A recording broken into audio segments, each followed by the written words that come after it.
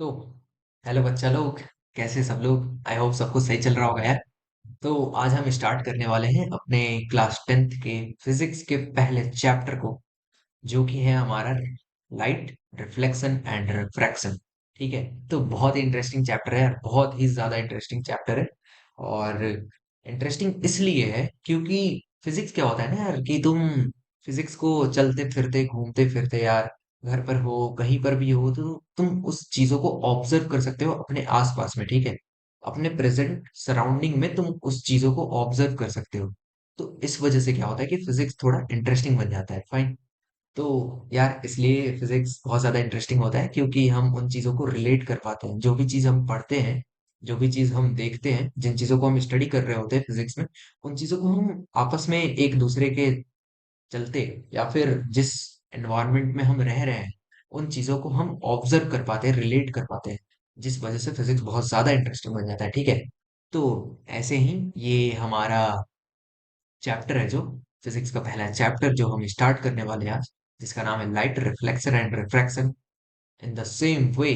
ये भी बहुत ज्यादा इंटरेस्टिंग होने वाला है यार, फाड़ होने वाला है, बहुत ही मजे से पढ़ेंगे। लंबा चैप्टर है लेकिन अच्छे अच्छे से एक एक पॉइंट को लेकर चलेंगे, अच्छे से रिलेट करेंगे, अच्छे से पढ़ेंगे। ठीक है। एक एक फॉर्मूले को रिलेट करेंगे, कहाँ से क्या क्या चीजें निकल कर आ रही हैं, कहाँ से हम इन चीजों को ऑब्जर्व कर पा रहे हैं। ठीक है। कहाँ से कैसे एक दूसरे को रिलेट कर सकते हैं हम, और इनको most basic the most interesting way में हम समझने वाले हैं। ठीक है। तो यार अपना पेटी बांध लो और टेबल पर बैठ जाओ यार, कॉपी लेकर बढ़िया से कॉपी पर लिखो। पहला चैप्टर फिजिक्स का फिजिक्स हेडिंग में डालो, पहला चैप्टर का नाम दो लाइट रिफ्लेक्शन एंड रिफ्रैक्शन, और फिर स्टार्ट करते हैं आज का चैप्टर इसी के साथ। ठीक है। तो इसे कनेक्ट कर लेते हैं, जस्ट अ मिनट। हाँ, ये हो गया हमारा पेन, जिससे हम लिखने वाले हैं अपने राइटिंग पैड पर। ठीक है। तो लाइट से हम समझते क्या है? ठीक है, लाइट से समझते क्या है? तो देखो, किसी भी चीजों को तुम ऑब्जर्व कर रहे हो अपने प्रेजेंट वर्ल्ड में, उसके पीछे हाथ है किसका? ये हाथ नहीं है, ठीक है। ये हाथ नहीं है, ठीक है। तो इसके पीछे हाथ है तुम्हारा लाइट का। फाइन। इसके पीछे किसका हाथ है? लाइट का। किसी भी चीज को ऑब्जर्व कर पा रहे हैं, मान लो ये स्टैंड है हमारा, ठीक है। ये स्टैंड है। फाइन। तो इसे हम देख कैसे पा रहे हैं? ठीक है, ऐसा क्या हो रहा है कि इसे हम देख पा रहे हैं? तो तुम बोलोगे भैया, क्या हो रहा है कि ये सामने रखा हुआ है ऐसे में, और इसे हम देख ले रहे हैं भाई।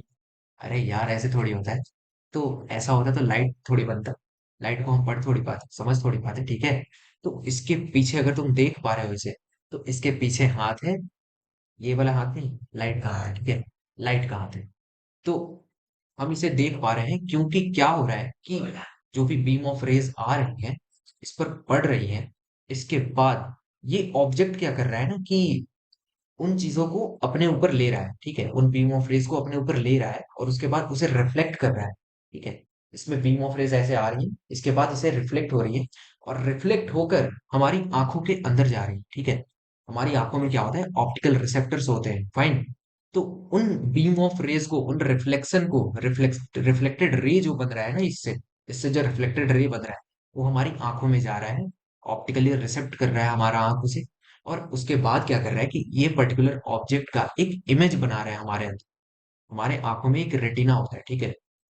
तो इसका जो रिफ्लेक्टेड रे आ रहा है ना, वो हमारी आंखों में जा रहा है। ठीक है, पहले हमारी आंखों में जा रहा है, उसके बाद इसका जो इमेज है ना, वो हमारे रिसेप्टर पे बन रहा है, हमारे रेटिना पे बन रहा है। और उस इमेज को जब हमारा ब्रेन प्रोसेस करता है ना, तो बोलता है अच्छा, ये स्टैंड है।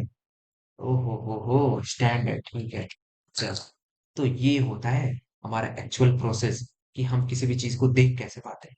फाइन। मान लो इस पेन को तुम कैसे देख पा रहे हो? इस पेन पे क्या हो रहा है कि सबसे पहले लाइट की रेज आ रही है, उस पे पड़ रही है, इसके बाद यहाँ से रिफ्लेक्ट होकर हमारी आंखों में जा रहा है, हमारी आंखों में इसका इमेज बन रहा है रेटिना पर। उसके बाद उसे जब हम, हमारा ब्रेन प्रोसेस करता है, उसके बाद इसका इमेज जो बनकर आता है, उसके बाद हम इसे प्रोसेस कर पाते हैं, अच्छा ये पेन है जिससे हम लिख पा रहे हैं। फाइन। ये होता है हमारा प्रोसेस। ठीक है। ये होता है, ये है एक सिंपल सा यूज, जो कि तुम प्रैक्टिकल वर्ल्ड में देख सकते हो। किसी भी चीज को तुम देख रहे हो, उसके ऊपर कुछ सनलाइट की रेज आ रही है, वो पड़ रही है, रिफ्लेक्ट हो रही है, हमारी आंखों में जा रही है, उसके बाद वो रिसेप्ट हो रहा है वहां पर, उसके बाद उसका इमेज बन रहा है, उसके बाद वो प्रोसेस हो रहा है। ये होता है, ठीक है। तो ये हो रहा है रिफ्लेक्शन ऑफ लाइट की वजह से। अब रिफ्रैक्शन ऑफ लाइट क्या होता है? अब देखो, रिफ्रैक्शन ऑफ लाइट का एक बेसिक सा एग्जांपल लेते हैं। जैसे मान लो कि चलो बकेट लेते हैं, ठीक है। बकेट, मान लो बकेट में तुमने पानी भर दिया लबालब, ठीक है, ऊपर तक पानी भर दिया, ओवरफ्लो हो रहा है, फाइन। अब उसके अंदर तुम क्या करो कि एक कॉइन डाल दो या फिर कोई सा भी एक सामान डाल दो, छोटा सा सामान, ठीक है। अब उस सामान को जब तुम ऐसे देखोगे ना बकेट में कि यार ये कितना अंदर दिख रहा है, मतलब जितना अंदर वो दिख रहा होगा ना, वो एक्चुअली उसका डेप्थ उससे कुछ ज्यादा ही होगा, फाइन। मतलब वो दिखता कुछ और है और एक्चुअली में वो होता कुछ और है, ठीक है।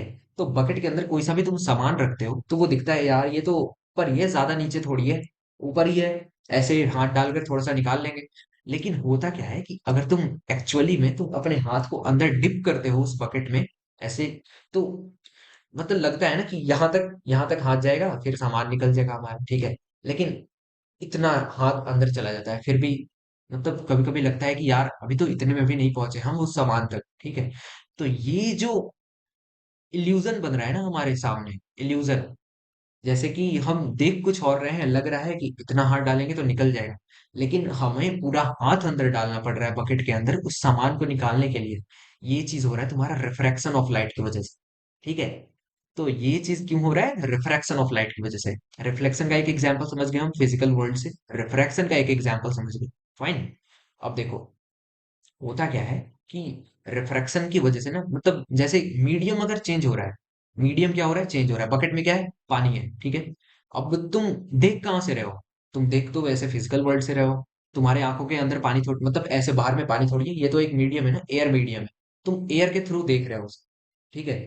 एयर के थ्रू उसे देख रहे हो, अंदर देख रहे हो बकेट में, बकेट में देख रहे हो तो बकेट में कौन सा मीडियम है? वाटर मीडियम है। तो यहाँ पर क्या होता है ना कि एक टर्म होता है रेफ्रैक्टिव इंडेक्स, जिसको हम आगे पढ़ेंगे, ठीक है। जब हम लेंस की ओर जाएंगे ना तो वहां पर रिफ्रैक्टिव इंडेक्स पढ़ेंगे, ठीक है। तो रिफ्रैक्टिव इंडेक्स की वजह से क्या होता है कि वो चीजें ना, मतलब रिफ्रैक्शन होता है, ठीक है। उसी की वजह से रिफ्रैक्शन होता है। उसकी वजह से क्या होता है कि लाइट रेस जो जा रही होती है ना, एक्चुअली वो वहां पर नहीं बनती है, वो थोड़ी सी बेंट हो जाती है। इन चीजों को हम आगे देखेंगे यार, ज्यादा मतलब टेंशन नहीं लेना है, ऐसे आराम आराम से जाएंगे आगे। आराम आराम से एक एक चीजों को पकड़ पकड़ के खोल खोल कर पढ़ेंगे बढ़िया से, ठीक है। एकदम अच्छे से समझेंगे, सब कुछ चीर फाड़ करके, फाइन। तो इसी के साथ यार, यही मोटिवेशन है हमारा ये चैप्टर पढ़ने की ओर, और इसे फिजिकल वर्ल्ड से, अपने नेचुरल फिनोमिनन से रिलेट कर हम इसे स्टार्ट करेंगे। और सबसे पहले अभी हम समझ चुके हैं कि लाइट में हमारा मोटिवेशन क्या है, लाइट पढ़ने की ओर। रिफ्लेक्शन का एक बेसिक एग्जाम्पल देख चुके हैं, रिफ्रैक्शन का एक बेसिक एग्जाम्पल देख चुके हैं, और फिर हम स्टार्ट करने वाले हैं। अब यार सबसे पहले प्यारा सा नाम लिखते हैं अपने चैप्टर में। कलर चेंज करते हुए यहाँ पर, और पेन की विड्थ को थोड़ा सही करते हुए, जस्ट अ मिनट, देखो यार पेन कभी कभी काम नहीं करता, फाइन। चलो, सही है, सही कर लिया हमने। लिखते हैं अपने चैप्टर का नाम, हमारा चैप्टर है, सबसे पहले हम स्टार्ट करें फिजिक्स। फिजिक्स, फिजिक्स में हमारा जो पहला चैप्टर हम स्टार्ट करने वाले वो है लाइट रिफ्लेक्शन एंड रिफ्रैक्शन, ठीक है। यहाँ पर हमने लिख लिया अपने चैप्टर का नाम, और हम आगे प्रोसीड करते हैं, ठीक है। अब कुछ कुछ चीजें हैं, ठीक है। अब लाइट में क्या हुआ ना, थोड़ा सा कहानी समझते हैं, ठीक है। अभी कहानी बनाते हैं, थोड़ा पहला चैप्टर है तो इंट्रोडक्शन में थोड़ा सा इसको इंटरेस्टिंग बनाने के लिए कि चैप्टर में all through out the chapter हमारा इंटरेस्ट बिल्डअप बना रहे चैप्टर की ओर, ठीक है। तो इसके लिए थोड़ा सा कहानी बिल्डअप करते हैं, थोड़ा सा कहानी बनाते हैं, इसे रिलेट कर कर कर पढ़ते हैं आराम आराम से, ठीक है। तो लाइट क्या है ना कि किसी को लगता है कि लाइट जो है वो एक स्ट्रेट लाइन में ट्रेवल करता है, ठीक है। हमेशा ऐसे जा रहा है लाइट, ऐसे ऐसे ऐसे ऐसे सीधा ट्रेवल कर रहा है, ठीक है। तो किसी किसी को क्या लगता है कि लाइट जो है वो स्ट्रेट लाइन में ट्रेवल करता है, ठीक है। एक मिनट यार, स्ट्रेट लाइन में ट्रेवल करता है। और किसी किसी को क्या लगता है कि लाइट एक वेव पार्टिकल है, ठीक है। ऐसे ऐसे जाता है, ऐसे ऐसे ऐसे ऐसे जाता है लाइट, ठीक है। तो यहां पर लिखते हैं लाइट एक वेव पार्टिकल, वेव, ठीक है। किसी को लगता है कि लाइट एक स्ट्रेट लाइन को फॉलो करता है, ठीक है। और मतलब स्ट्रेट लाइन को प्रोपागेट करता है, स्ट्रेट लाइन में प्रोपागेट करता है। और दूसरे किसी को लगता है कि लाइट एक wave wave form of propagation है, मतलब कि ये वेव के फॉर्म में प्रोपेगेट कर रहा है, ठीक है, ऐसे ऐसे प्रोपेगेट कर रहा है। किसी को लगता है कि लाइट ऐसे ट्रैवल कर, ठीक है, किसी को लगता है लाइट ऐसे ट्रैवल करता है, फाइन। ये दो चीजें हैं। अब देखो, फिर हुआ क्या कि पता चला कि लाइट जो है वो स्ट्रेट लाइन को भी फॉलो करता है और वेव को भी फॉलो करता है। दोनों की बातें सही हैं, फाइन। स्ट्रेट लाइन को भी फॉलो करता है और वेव को भी फॉलो करता है, ठीक है। तो अब इसे हम रिलेट कैसे करें? तो देखो, होता क्या है कि जब तुम लाइट लाइट कहीं से भी देखो, ठीक है, जैसे सन से लाइट आ रहा है, फाइन। सन से अगर लाइट आ रहा है तो वहां पर क्या है कि कोई भी मीडियम नहीं है, ठीक है। सन से अर्थ के बीच में कोई सा भी मीडियम है, नहीं है ना। तो क्या हो रहा है कि लाइट जो वहां से यहाँ ट्रेवल कर रहा है, तो बिना मीडियम के ट्रेवल कर रहा है, ठीक है। तो लाइट, इसे एक और तरीके से समझते हैं कि लाइट एक क्या है हमारा, light is a electromagnetic wave,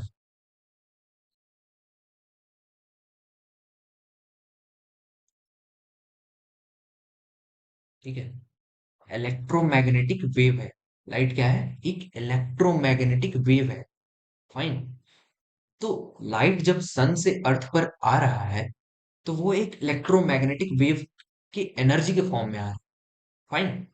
अब देखो, जब एक एग्जांपल लेते हैं कि मान लो कि तुम, ये वाला तुम्हारा रूम है, ठीक है, ये वाला जो रूम है वो तुम्हारा रूम है, और कहीं दूसरे रूम में, कहीं दूसरे जगह कहीं पर रूम है, यहाँ से जो लाइट आ रहा है ना तुम्हारा, हल्का सा एक लाइट आ रहा है, ठीक है, यहाँ पर एक बल्ब ग्लो कर रहा है, यहाँ पर एक बल्ब ग्लो कर रहा है, ठीक है, एक बल्ब ग्लो कर रहा है और यहाँ से एक लाइट आ रहा है। तो क्या होता है ना कि थोड़ा थोड़ा सा लाइट तुम्हारे रूम में भी आ जाए, ठीक है, और हल्का हल्का सारा सामान उस रूम का दिखता है, ठीक है। क्या हो रहा है कि दूसरे किसी दूसरे रूम में लाइट जल रहा है, फाइन। अब किसी दूसरे रूम में लाइट जल रहा है, तो अगर लाइट जो है स्ट्रेट लाइन में, स्ट्रेट लाइन के पाथ को फॉलो करता है, स्ट्रेट लाइन में प्रोपागेट करता है, तो होता क्या है कि अगर मान लो ये रूम है तुम्हारा, अगर स्ट्रेट लाइन में फॉलो करेगा सिर्फ स्ट्रेट लाइन में जाएगा। अब मान लो तुम्हारा रूम कहीं यहीं पर है, ठीक है, कहीं बगल में। अब इधर क्या होता है कि लाइट जो है ना वो बेंड करता है, ठीक है। अब लाइट बेंड कैसे करता है भैया? तो लाइट बेंड ऐसे करता है, तो इसी वजह से ना हमारा दूसरा पार्ट आया, ठीक है। स्ट्रेट लाइन तो है ही, यहाँ तक ठीक था कि लाइट स्ट्रेट लाइन में फॉलो करता है, स्ट्रेट लाइन के पाथ को फॉलो करता है। लेकिन वीव कब हमारा समझ आया कि जब मान लो एक रूम में लाइट जल रहा है और दूसरे रूम में पूरा डार्कनेस है, मतलब लाइट नहीं जल रहा होता है, तो उस रूम में क्या होता है ना कि ये जो पहले वाला रूम है यहाँ पर लाइट ग्लो कर रहा है, लाइट इज ग्लोइंग। लेकिन दूसरे रूम में क्या होता है ना कि हल्का हल्का सा लाइट आता है। अब ये हल्का हल्का सा लाइट आ कहाँ से रहा है? पैदा थोड़ी हो जा रहा है, कहाँ से आ रहा है? तो लाइट यार, एक जगह से लाइट क्रिएट हो रहा है, मान लो रात का समय है, इस रूम से लाइट क्रिएट हो रहा है, तो ऑब्वियसली इसी रूम से लाइट कहीं ना कहीं से आ रहा होगा। अब इस रूम से कहीं ना कहीं से लाइट आ रहा है, और लाइट अगर स्ट्रेट लाइन को फॉलो करता है, तो ये लाइट आ कैसे रहा है? तो यहाँ पर हमारा रोल आया वेव नेचर ऑफ लाइट का, ठीक है। यहाँ पर हमारा रोल क्या आया? वेव नेचर ऑफ लाइट का, फाइन। तो देखो, मान लो ये रूम है और रूम का कर्व जो है, अब होता क्या है ना कि तुम मान लो यहाँ पर कुछ बल्ब जला के रखे, ठीक है, यहाँ पर बल्ब जल रहा है। अब ये जो दीवार है ना तुम्हारा, ये वाला दीवार, ऐसे लाइट आया, इस दीवार के जो एज है ना, एज, मान लो ये वाला दीवार और ये वाला इसका एज है, ठीक है, ये वाला पार्ट जो है इसका एज है। अब यहाँ से लाइट ऐसे आ रहा है, ऐसे ऐसे ऐसे ऐसे ऐसे, यहाँ पर टकराया और थोड़ा सा कर्व हो गया, ठीक है। अब यहाँ पर क्या हुआ कि लाइट थोड़ा सा कर्व हो गया, जैसे कि तुम टॉर्च लाइट को देख लो, ठीक है।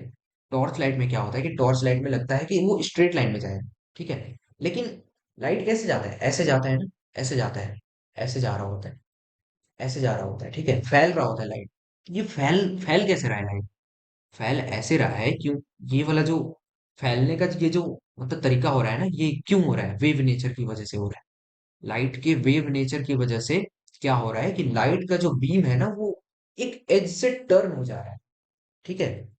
तो इसे हम बोलते हैं डिफ्रैक्शन, ठीक है। ये किस किस वजह से हो रहा है? डिफ्रैक्शन की वजह से हो रहा है।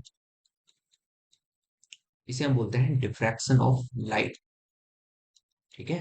अगर लाइट किसी भी एज से टर्न हो रहा होता है, ठीक है, वहां से फैल रहा होता है। तो वो वहां पर कौन सा क्या हो रहा है? वहां पर ये हो रहा है कि लाइट वेव नेचर को फॉलो कर रहा है, और वहां पर डिफ्रैक्शन हो रहा है लाइट का। ठीक है, लाइट का क्या हो रहा है? डिफ्रैक्शन हो रहा है। फाइन। अब देखो, एक ओपेक ओपेक ऑब्जेक्ट क्या होता है? ओपेक ऑब्जेक्ट को समझते हैं। कलर चेंज करते हैं यार पेन का। और चलो, बहुत बढ़िया। हाँ, ओपेक ऑब्जेक्ट क्या होता है? एक ओपेक ऑब्जेक्ट करके दिया हुआ है तुम्हारे एनसीईआरटी में। देखना, फर्स्ट पेज पे ही दिया हुआ है। लाइट चैप्टर के पहले पेज को अगर तुम खोलते हो तो वहां पर एक छोटे से बॉक्स में ओपेक ऑब्जेक्ट लिखा हुआ है। ओपेक ऑब्जेक्ट का मतलब क्या होता है? ओपेक ऑब्जेक्ट का मतलब ये होता है कि जैसे मान लो ये है, ठीक है, इसके थ्रू अगर हम लाइट जलाते हैं यहाँ पर, मान लो इस पार्ट पर हम लाइट जलाते हैं, अदर पार्ट पर लाइट दिखेगा क्या? ये तो सॉलिड है ना। अब सॉलिड है, मान लो ये चीज है, ठीक है, ये है, ये है, ठीक है। अब यहाँ पर अगर हम लाइट जलाते हैं और पीछे ऑब्जर्व करें तो लाइट दिखेगा क्या? नहीं दिखेगा ना। मान लो कि तुम्हारे रूम का दीवार है, ठीक है, wall, wall of your room. अब तुम इस साइड पर लाइट जलाते हो और तुम अगले साइड, दीवार के अगले साइड पर जाकर देखोगे तो लाइट जलेगा क्या? नहीं दिखेगा ना। तो ये जो ऑब्जेक्ट्स होते हैं ना, जो कि सॉलिड होते हैं, जिनके थ्रू लाइट ट्रेवल नहीं कर सकता है, ये होते हैं ओपेक ऑब्जेक्ट्स। ठीक है, लिखते हैं इसका definition. The objects through which light cannot pass or travel is called as opaque object। ठीक है, ये क्या होता है? opaque ऑब्जेक्ट होता है। जिस ऑब्जेक्ट से लाइट पास नहीं कर सकता, वो होता है हमारा opaque ऑब्जेक्ट। ठीक है, समझ आ गया? अब देखो, तुम डिफ्रैक्शन समझ गए। डिफ्रैक्शन की वजह से क्या होता है?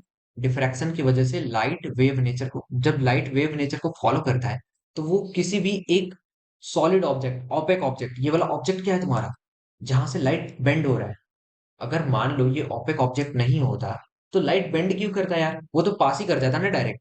जैसे मान लो तुम्हारे पास मिरर है, ठीक है, मिरर है या फिर एक ट्रांसपेरेंट मिरर है, ठीक है, फाइन, एक ट्रांसपेरेंट मिरर है तुम्हारे पास। अगर उसमें से हम लाइट को यहाँ पर, इस पॉइंट पर लाइट को अगर हम ऑन करते हैं, तो अगले पॉइंट से वो पास हो जाएगा लाइट। लेकिन ओपेक ऑब्जेक्ट में क्या होगा कि अगर हम लाइट को ऑन करते हैं, तो इस एज से ना वो टर्न हो जाएगा लाइट, ठीक है, यहां से फैलने लगेगा, लाइट यहाँ पर बेंड होगा। तो ओपेक ऑब्जेक्ट से क्या होता है कि जब भी हम लाइट को ऑन करते हैं ना, तो यहाँ से वो एज से ना वो लाइट बेंड करना स्टार्ट करता है, वेव नेचर को फॉलो करना स्टार्ट होता है। ठीक है, जब भी लाइट बेंड होता है तो इसका मतलब क्या हो गया? वो वेव नेचर को फॉलो कर रहा है, मतलब वेव की फॉर्म में जा रहा है, वेव की फॉर्म में जा रहा है, तभी तो टर्न हो रहा है। ठीक है, तो यहाँ पर क्या हो रहा है कि ओपेक ऑब्जेक्ट्स, जब भी हम लाइट को ऑन करते हैं, तो ओपेक ऑब्जेक्ट का जो एज होता है ना, वहां से लाइट बेंड होता है, वेव नेचर को फॉलो करता है, जिसे हम दूसरे वर्ड में बोलते हैं कि डिफ्रैक्शन हो रहा है लाइट का। ठीक है, लाइट का क्या हो रहा है? डिफ्रैक्शन हो रहा है। फाइन। ठीक है, अब देखो, ये हम समझ गए, रे नेचर समझ गए, वेव नेचर समझ गए। ठीक है, इसे हम लिख लेते हैं एक बार, जस्ट अ मिनट। रे nature and wave nature.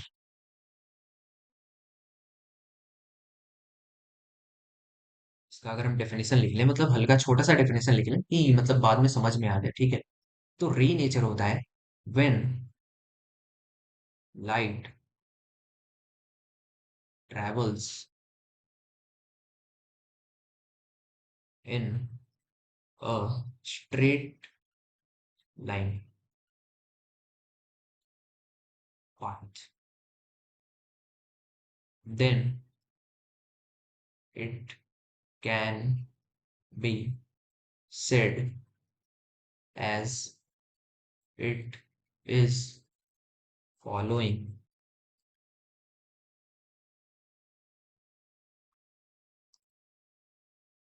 ray nature, while when light bends or deviates. Deviates मतलब क्या होता है कि अपने एक्चुअल पाथ से, ये मान लो ये उसका एक्चुअल पाथ है, ठीक है, तो यहाँ से वो बेंड हो जा रहा है, कहीं पर बेंड हो जा रहा है, यहाँ से फैलने लग रहा है, ठीक है। तो लाइट बेंड्स और deviates from its actual path. थोड़े देर में रिकॉर्डिंग कर रहे हैं।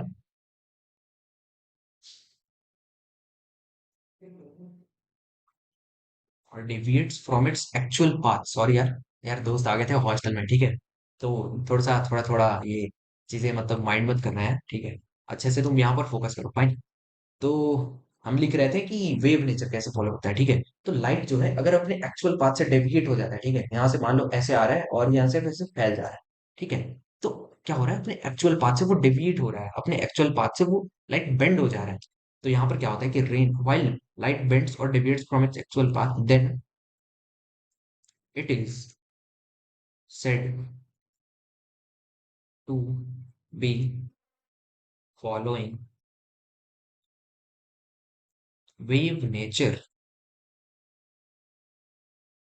ठीक है, समझ आ गया, रे नेचर समझ आ गया, वेव नेचर समझ आ गया, फाइन।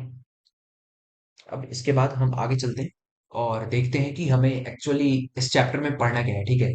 अपना थोड़ा सा ब्रीफ लेते हैं कि इस चैप्टर में हमें क्या क्या चीजें, क्या क्या टॉपिक्स कवर करनी है, फाइन। चलो आगे बढ़ते हैं और देखते हैं अपने बेसिक टॉपिक्स को, जो कि है हमारा, ऐसे ऐसे लिस्ट थोड़ा सा बना लेंगे, ठीक है, अपना ओवर ब्रीफ बना लेंगे कि ऐसे ऐसे ऐसे ऐसे हम आगे बढ़ने वाले हैं, ठीक है। सबसे पहले हम देखने वाले हैं कि स्फेरिकल मिरर्स क्या होती है। स्फेरिकल मिरर्स, ठीक है, स्फेरिकल मिरर्स क्या होते हैं, ठीक है। इसके बाद हम देखेंगे कि डिफरेंट पैरामीटर्स को देखेंगे। पैरामीटर्स, कभी कभी पेन यार सही से नहीं चलता, कोई बात नहीं। Parameters and notations in a mirror, ठीक है, ये हमारा दूसरा पार्ट, ठीक है। ये हो गया दो चीज। इसके बाद हम देखेंगे laws of reflection of light, ठीक है। ये हो गया हमारा तीसरा पार्ट। आज छोटा सा लेक्चर रहेगा, ठीक है, इंट्रो लेक्चर है, तो इसमें क्या कर रहे हैं कि हम अपने बेस को बिल्ड कर रहे हैं, ठीक है, बेस को अपने साइड कर रहे हैं कि यार इस चैप्टर्स में हमें कवर क्या क्या करना है, इन चैप्टर का हमारा मोटिवेशन क्या है, कि हम ये चीजों को कहाँ से लेकर आ रहे हैं, ठीक है। तो ये हो गया हमारा laws of reflection of light, ये देखेंगे हम। उसके बाद हम देखेंगे कि इमेजेस कैसे बनते हैं, क्या ऑब्जेक्ट क्या होता है, इमेज क्या होता है, रियल इमेज क्या होता है, वर्चुअल इमेज क्या होता है, ठीक है, इमेजिनरी इमेज क्या होता है, रियल इमेज क्या होता है, ये सब चीजों को हम देखेंगे, ठीक है। तो इमेज को हम स्टडी करेंगे, इमेज को स्टडी करेंगे, यार इसे इंग्लिश में लिख लेते, ठीक है। चलो कोई बात नहीं, इसे हम इंग्लिश में लिख लेते हैं, अपने इरेजर साइंस को बड़ा करते हुए, और इसे हम मिटाते हैं, और यहाँ पर हम लिखते हैं, क्या लिखेंगे, स्टडी। यार ये पेन सही से नहीं चल रहा है, कोई बात नहीं, studying the image.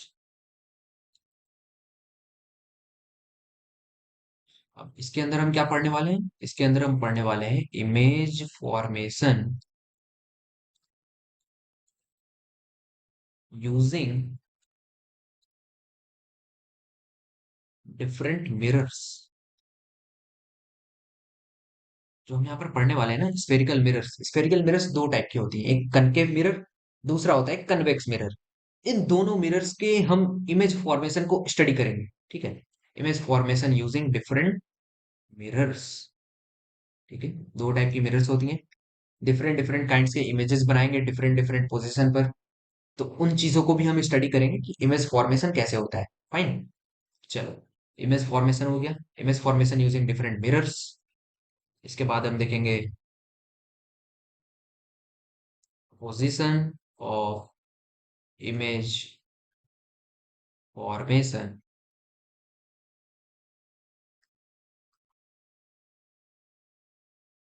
With objects placed at different positions.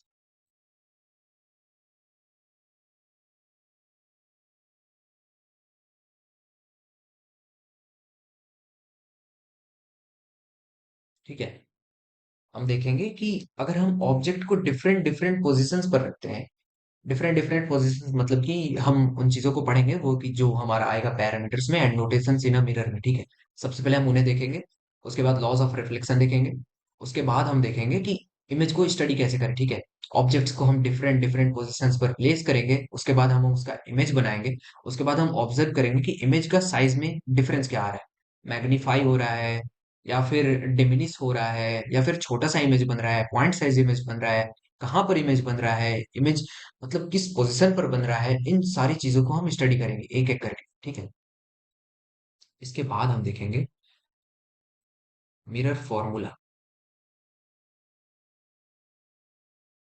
जो कि है हमारा मेन चीज। ठीक है, MULA and magnification.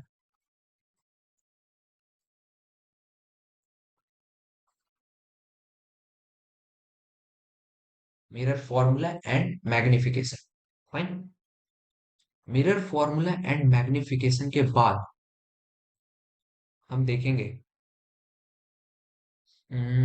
Mirror formula देखेंगे, मैग्निफिकेशन देखेंगे, उसके बाद देखेंगे पावर ऑफ मिरर। ठीक है, पावर ऑफ मिरर क्या होगा, इसके बाद हम करेंगे प्रैक्टिसिंग क्वेश्चंस। क्वेश्चंस,